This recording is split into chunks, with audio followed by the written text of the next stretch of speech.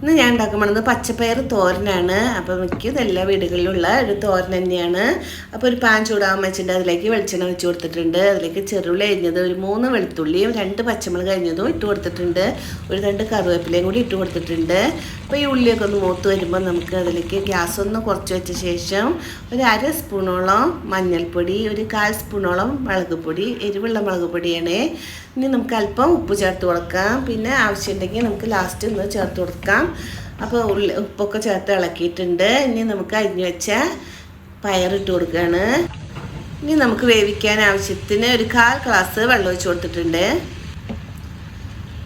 ഇനി നമ്മൾ നല്ലോണം ഇളക്കി യോജിപ്പിച്ച ശേഷം ഒന്ന് അടച്ച് ആവി കയറ്റി വേവിച്ചെടുക്കാം. അപ്പോൾ വെള്ളമൊക്കെ വറ്റി വെന്ത് കിട്ടിയിട്ടുണ്ട്, പയറൊക്കെ വാടി വെന്ത് കിട്ടിയിട്ടുണ്ട്. അപ്പോൾ വളരെ ടേസ്റ്റി ആയിട്ടുള്ള പയർ തോരനാണ്. നമുക്ക് കഞ്ഞിയുടെ കൂടെയും ചോറിൻ്റെ കൂടെയൊക്കെ കഴിക്കാൻ പറ്റാവുന്ന ടേസ്റ്റി ആയിട്ടുള്ള പയർ തോരൻ റെഡി ആയിട്ടുണ്ട്.